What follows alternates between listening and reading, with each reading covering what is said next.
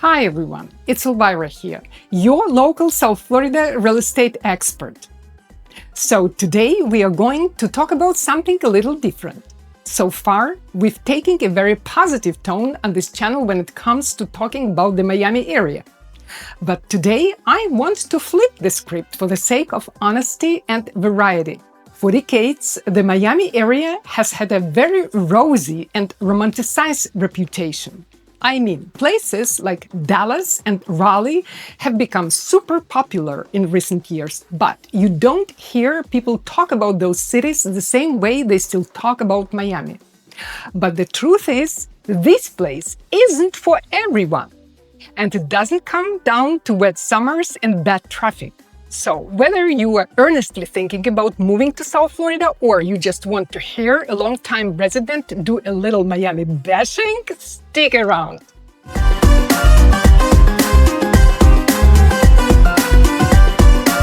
Let's start with an obvious one. Miami and most of South Florida is expensive. Plus, it only seems to be getting pricier. Now, compared to New York or San Francisco, sure, depending on how much you earn, it can look like a deal. That said, if you are moving from the Midwest or the Southeast, or even just from another parts of Florida, be prepared to clutch your pearls. Home prices have skyrocketed over the past few years, and rent has followed suit. Even modest condos in popular areas like Brickell or Midtown can easily run $500,000 or more these days. There are still affordable parts of the greater Miami area for sure, but let's not forget about the property tax as well. In Florida, we don't have a state income tax. It's pretty cool, don't get me wrong, but local governments still have to get their money somehow, so you feel it in the form of property tax. Not so much of an issue in a stable real estate market, but like I said, property values have skyrocketed here in recent years, meaning everyone is also paying more in property tax. You can mitigate some of that by applying for a homestead exemption, but even then, there are still HOA fees, higher insurance premiums, which we'll talk about next, and everyday costs like groceries, gas, and utilities, which aren't terribly expensive down here, but not exactly a bargain either. All in all, the cost of living in this area just isn't what it used to be, and you can physically see it in places like Hialeah and Sunny Isles, where the entire look and vibe is completely different from just 20 years ago. As the buildings get higher, so do the bills. Speaking of bills, let's talk about insurance situation. This applies to both Miami and the entire state of Florida. And put simply, it's a nightmare right now. In the last several years, a lot of big insurance companies have pulled out of the state entirely because of the hurricane risk. That means fewer choices for homeowners and way higher premiums. It's not unusual for people moving here from states like Illinois or New York to be absolutely stunned by their home insurance quote. We are talking 8,000, 10,000, even 15,000 a year, depending on the home and the location. And that's before you get into flood insurance. Only about 20% of homeowners in Florida have flood insurance, despite living in the flattest, wettest state in the continental US, and it's being required in many flood zones now. There is approximately 2.2 million active flood policies in Florida, and 1.8 million of those are provided by FEMA through the National Flood Insurance Program. To really drive home how significant that is, that's around 2/3 of all the policy that FEMA provides in the entire country. The National Flood Insurance Program is funded with federal tax dollars, not state. So it's good to be aware of the fact that 80% of flood policies in Florida only work because they are being financially vouched for by the rest of the nation. It's a surreal position for such a red state to be in, but there is no real long-term alternatives on the table just yet, as far as I am aware. I think it's pretty reasonable to expect insurance costs to keep rising for the time being. I said at the beginning of this section that they keep rising because of hurricane risk. So Let's talk about that now. Living in Miami means living with the reality of hurricanes. Every year, from June through November, it's hurricane season. That's almost half the year. Some years are quiet, some aren't, but the prep is always the same. You stock up on water, food, batteries, maybe even buy a generator. You watch the forecasts obsessively. You might put up shutters or storm panels, and occasionally you have to evacuate. If you've never experienced a hurricane, they are genuinely scary, especially if the winds reach Category 3 and beyond. Trees get uprooted, waterways flood, cars, homes, and businesses get damaged. It's never a nice feeling after one rolls through, and I'm one of many in the area who have experienced being without power for days because of the aftermath. It's one of those things where the situation can get very scary and real very quickly if you are not prepared. But again, it's just part of life down there. Most of long-time locals are pretty laid back about it, but it's still stressful. All right, let's move on to daily life. If you've driven in Miami, you already know exactly where I'm going with this sentence. The traffic here is, well, it's special. I've been told Florida drivers have something of a national reputation, but Miami drivers are another breed. We've got a lot of people from all over the world, plus overcrowded highways like I-95 and the Palmetto that are basically parking lots during rush hour.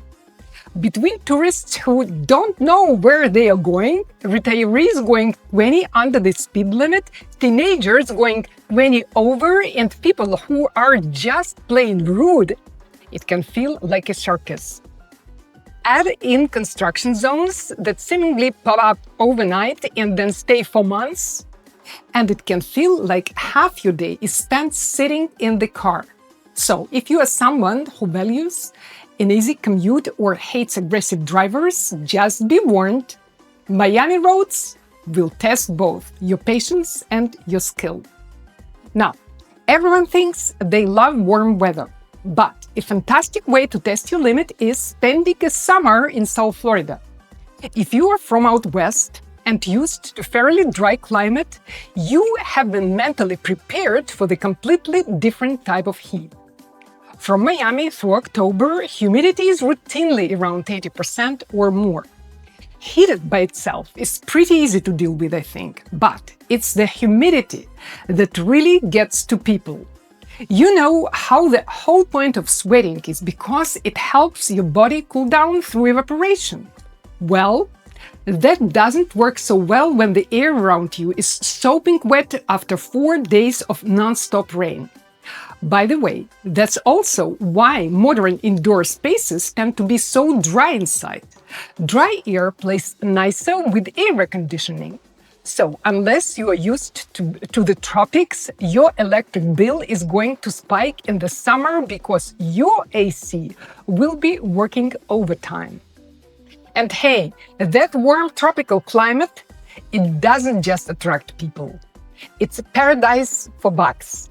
Roaches, ants, palmetto bugs the size of your thumb, mosquitoes that don't care about repellents. They are all part of the deal. There's also the reptiles, which are also everywhere. In the trees, on your walls, even in your home sometimes. The huge majority of them are harmless and honestly pretty cute, like little anoles, but from there they start to range from kind of annoying like green iguanas to straight up dangerous like alligators. And oh yeah, they are in Miami area. Sure, they're not sipping IPA AS in Wynwood, but they can pop up in surprising places during the breeding season from April to June. In 2019, a 12-footer had been removed from the neighborhood in Coral Gables, and just earlier this year in May, another big one was recorded walking down the intersection of Northwest 102nd Street and 110th Avenue in Kendall. That's 9 miles from where the Everglades begins on the map, but only 900 feet from the closest waterway. If you are squeamish about creepy crawlies, tropical living can be more than you can bargain for. I mentioned before how Florida is very flat and very wet, and everyone knows that it floods here in places after a bad storm. But there is one a lot of newcomers don't realize. Flooding isn't necessarily something that just happens during storms. South Florida experiences something called king tides, which are the highest tides of the year. They happen in the fall months whenever there is a new moon, and during these, certain streets, especially in the areas like Miami Beach, flood even on perfectly sunny days. Since it's tides to the moon and seasonal changes in the ocean, it's very easy to predict when they are going to happen. The city even provides a calendar. However, with sea levels rising, these tides are starting to affect places further inland that were considered safe from flooding not that long ago. People here put up with the water because there is only so much to be done about it. But the damage caused by the salt water in particular is an expensive reality for Miami residents. It can damage cars, corrode infrastructure, disrupt traffic, and over time impact property value. So, if you are thinking long-term investment, you really need to understand how flooding affects the areas you are looking at. This next one isn't that big of a deal, to me at least, but it's worth taking into consideration depending on what areas you might be looking at. Miami is famous for its entertainment and nightlife. Between the club scene, music festivals, exclusive parties, and seasonal exhibitions like Art Basel, it's basically one big event calendar. If having something to do at 2 a.m. on Tuesday is important to you, then this is your city. But if you're looking for peace and quiet, or if you've got little kids and you are hoping for sleepy suburban vibes, then some parts of Miami, frankly, just have too much going on. I live in a pretty quiet part of the Tri-County area, all things considered, and even I get sports cars outside my window that are ripping it down South Ocean at 1 in the morning. It's definitely a city that stays up late. And some parts just never sleep. So make sure you feel confident that a neighborhood matches your vibe. This next one is a little more subtle, but worth mentioning since it became more of an issue during the COVID years and also meaningfully contributes to the state of the real estate market.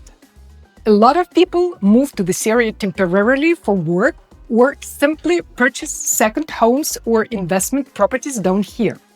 Whether it's retirees, digital nomads, or folks who simply had different expectations, there is a lot of coming and going in some areas, which can make it tough to build a meaningful sense of community.